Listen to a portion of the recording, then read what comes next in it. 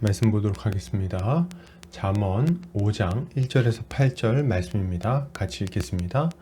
내 아들아, 내 지혜에 주의하며 내 명철에 내 귀를 기울여서 근신을 지키며 내 입술로 지식을 지키도록 하라.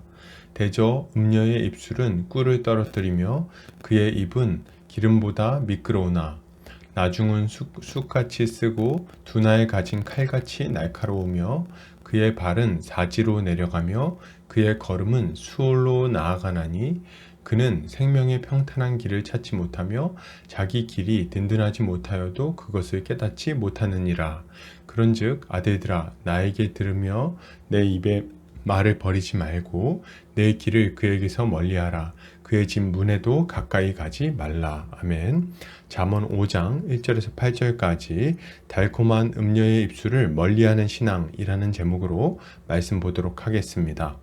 신자는 진리의 말씀을 붙들고 유혹과 싸우는 자입니다. 진리의 말씀을 붙들지 않으면 세상의 유혹에 넘어가서 많은 죄를 지을 것이기 때문이죠. 오늘 본문을 통해서 이에 대해 함께 살펴보도록 하겠습니다. 오늘 잠언 기자는 이렇게 말합니다.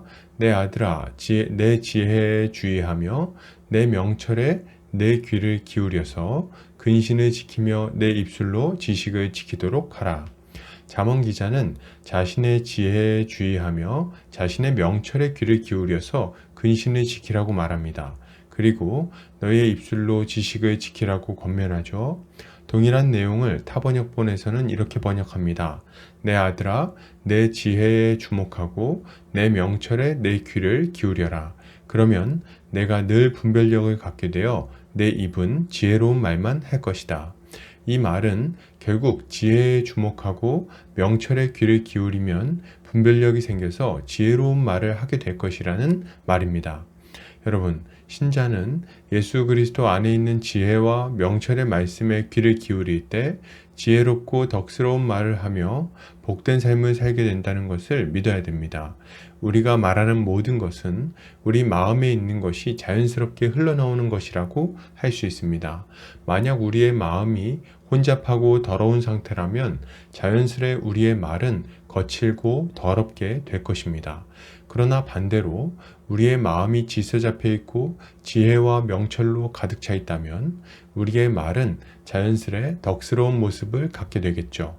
그러므로 우리가 입술로 짓는 죄를 피해 덕스러운 말을 하기 위해서는 입술에 파수꾼을 세우고 주의하는 동시에 우리의 마음에 지혜와 명철이 가득히 차오를 수 있도록 해야 되겠습니다. 이것을 위해서 우리는 예수 그리스도를 주목해서 볼 필요가 있어요. 날마다 새로운 그분의 가르침을 듣고 그것을 마음에 채워야 합니다.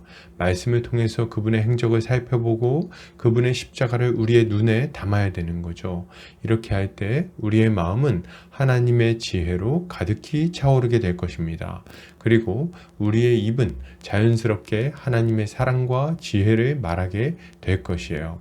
여러분, 말씀을 묵상합시다. 말씀을 기뻐하고 즐거워하며 날마다 맛보며 살아갑시다. 우리의 입은 이웃을 세우는 덕스러운 말들로 가득 차게 될 것입니다. 계속해서 보겠습니다. 잠언 기자는 이렇게 말합니다. 대저 음녀의 입술은 꿀을 떨어뜨리며 그의 입은 기름보다 미끄러우나 나중은 쑥같이 쓰고 두날 가진 칼같이 날카로우며 그의 발은 사지로 내려가며 그의 걸음은 스올로 나아가나니 그는 생명의 평탄한 길을 찾지 못하며 자기 길이 든든하지 못하여도 그것을 깨닫지 못하느니라.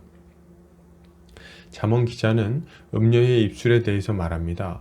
음녀의 입술은 꿀을 떨어뜨리고 그의 입은 기름보다 미끄럽지만 나중에는 그것이 매우 쓰고 날카로운 것이 될 것이라고 말하죠. 결국 그 말을 들은 자들은 죽을 자리로 내려가게 될 것이며 평강을 잃어버리게 될 것이라고 말합니다.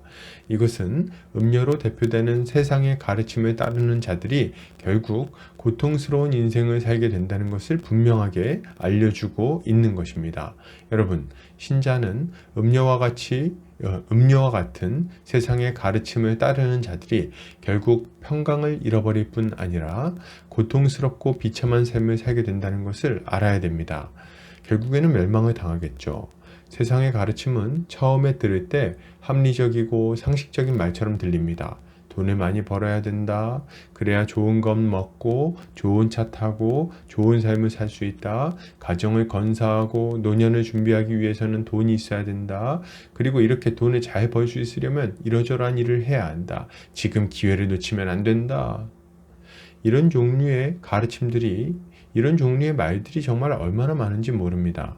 세상은 우리의 욕심을 자극해서 그 길이 가장 달콤하고 좋은 길처럼 느껴지게 만듭니다. 그리고 행복을 보장하려고 하죠.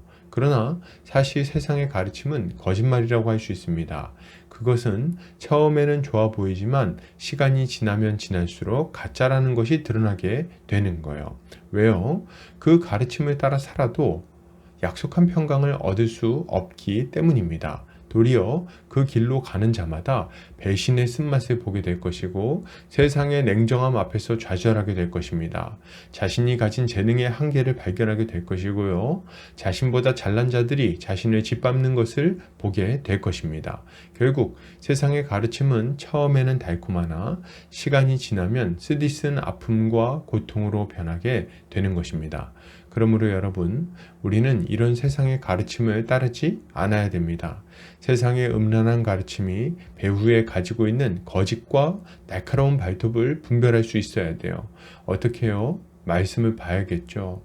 음료의 달콤한 말에 귀를 기울일 것이 아니라 예수 그리스도의 음성에 귀를 기울여야 하는 것입니다.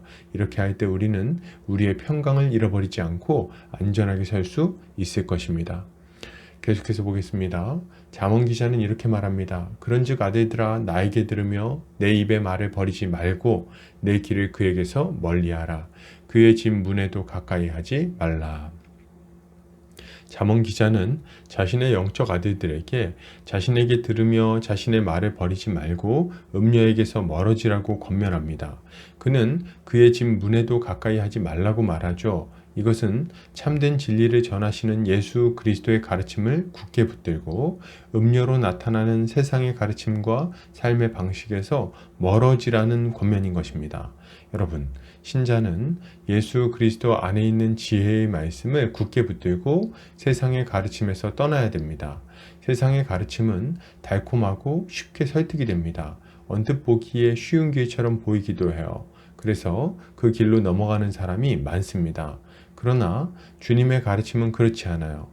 옳은 말이고 설득도 되지만 언뜻 보기에 너무 가기 힘든 길처럼 보이기 때문이죠. 자기 자신을 위해 살지 말고 이웃을 위해 살라니요. 응? 그 좋은 돈을 사랑하지 말라니요.